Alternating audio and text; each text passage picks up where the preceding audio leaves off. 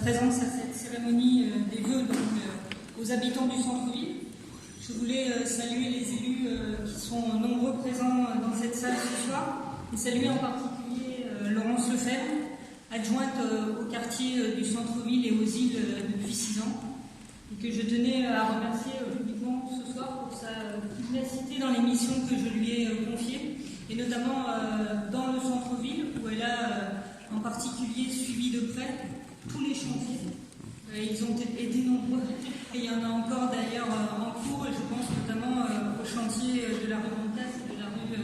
Carnot-Carrétry. Je voulais aussi vous saluer toutes et tous en tant qu'habitants de ce centre-ville, en tant qu'acteurs aussi économiques et associatifs de ce centre-ville auquel nous sommes tous très attachés, avec un salut particulier à nos conseillers de quartier qui, comme j'ai l'occasion de le dire, lors de ces cérémonies de vœux aux habitants d'Avignon,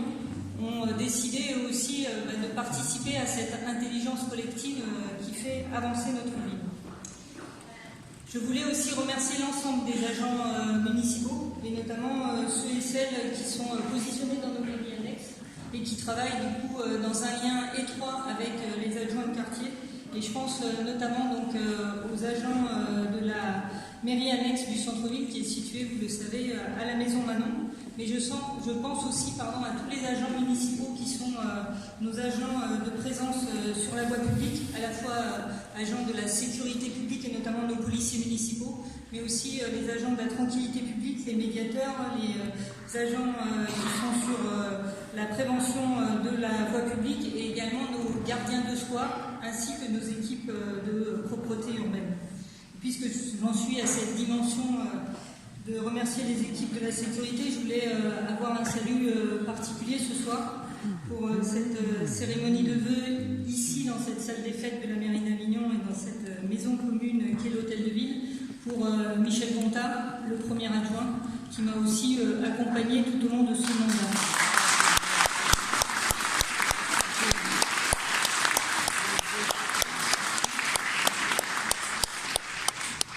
Cette 6e tournée des vœux au plus près de vous revêt évidemment pour moi un caractère particulier cette année, puisqu'elle marque le fin de la mandature que vous nous avez confiée en 2014.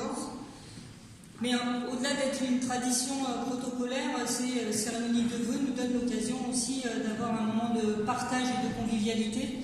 qui sera positionné après mon intervention et qui nous permettent de pouvoir échanger dans cette proximité et dans cette sincérité de dialogue que vous me connaissez et qui a été tout au long de ces 6 années une impérieuse nécessité à mes yeux pour là aussi construire cette ville en commun que j'ai essayé de porter pour les Avignonnaises et les Avignonnais.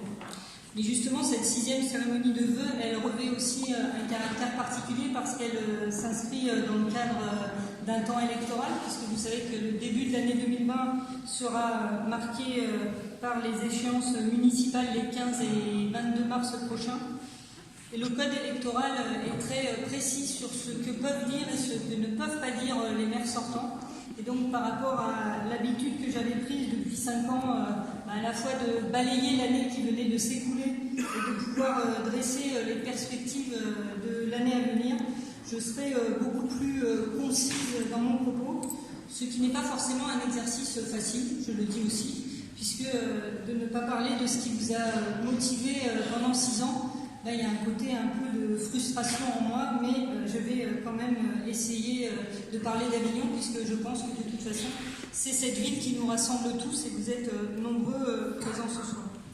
Et donc, si j'avais un vœu à formuler pour Avignon, notre ville, en 2020, eh bien, c'est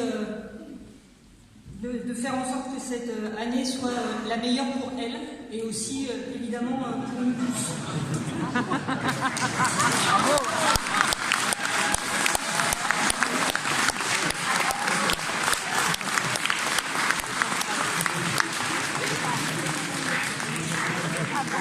Et la meilleure pour notre ville, le meilleur pour notre ville en 2020 passe d'abord à mes yeux par l'idée d'une ville fraternelle et d'une ville du vivre ensemble. Voilà, ça a toujours été ma conviction et c'est une conviction que j'avais envie de reformuler devant vous ce soir. Ça a été aussi l'une de mes motivations profondes dans les 6 ans d'exercice du mandat que les Avignonnaises et les Avignonnais m'ont confié, et notamment parce que je crois qu'une ville ne vaut qu'à partir du moment où elle est collective, où elle est communauté de destin, et où elle nous donne l'occasion de pouvoir partager justement des moments où on se côtoie, des moments où l'on échange, et des moments qui peuvent être à la fois festifs et conviviaux, et des moments aussi où, comme je disais tout à l'heure, on construit ensemble l'avenir de notre ville. Et d'ailleurs, c'est pas un hasard si, pour le choix de la carte de vœux de cette année, j'ai choisi une œuvre photographique qui a été réalisée par un artiste avignonnais qui s'appelle Thomas Ball, qui habite dans les quartiers nord d'Avignon et qui a, depuis plusieurs années, décidé d'inscrire son parcours artistique dans notre ville, en essayant de révéler et de magnifier certains des lieux qui composent notre ville, notamment à dimension patrimoniale,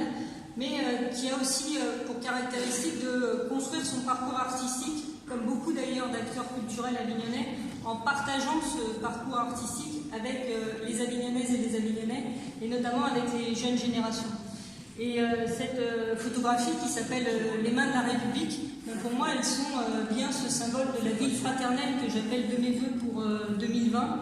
Vous voyez qu'il a fait le choix de photographier des mains en partant du principe que, quelque part, les mains, elles sont révélatrices tout autant que nos visages de la diversité qui compose aujourd'hui nos sociétés et nos cités, puisque à travers les mains, on peut déterminer les âges, on peut déterminer aussi souvent les métiers, on peut aussi déterminer les origines. Et donc, il me semblait intéressant de pouvoir faire ce clin d'œil entre cette ville fraternelle et ces mains de la République de Thomas Ball. Et puis, cette photographie, elle a été prise rue de la République. Et en fait, c'est un travail photographique qu'il a conduit avec ces jeunes Avignonnais issus des quartiers ouest. Et il est parti du principe aussi qu'à Avignon, comme dans d'autres villes françaises, les lieux qui portent le nom de République, que ce soit des places ou que ce soit des rues, sont justement encore des symboles du vivre ensemble, des symboles aussi de rassemblement et d'échange. Et je pense que cette photo, elle aurait pu très bien être prise, par exemple, à la fin de cette année, au moment des festivités de Noël, parce que je crois que ça a été l'un des temps forts pour nous tous, en tout cas ça a été vécu comme cela par beaucoup d'entre vous, de cette ville du vivre ensemble et de cette ville fraternelle que j'appelle de mes vœux. Ces festivités, on a décidé, et vous le savez, de replacer l'enfant au cœur de ces fêtes de Noël, et je crois que nous avons réussi à relever ce pari, puisque les festivités de Noël cette année ont été un grand succès, et notamment parce qu'elles sont réussies à ramener vers le centre-ville qui nous est cher beaucoup d'habitants des quartiers d'Avignon, beaucoup de familles et surtout beaucoup d'enfants qui se sont réappropriés le centre historique et notamment les lieux patrimoniaux qui distinguent le côté exceptionnel de notre ville. La deuxième chose que je voulais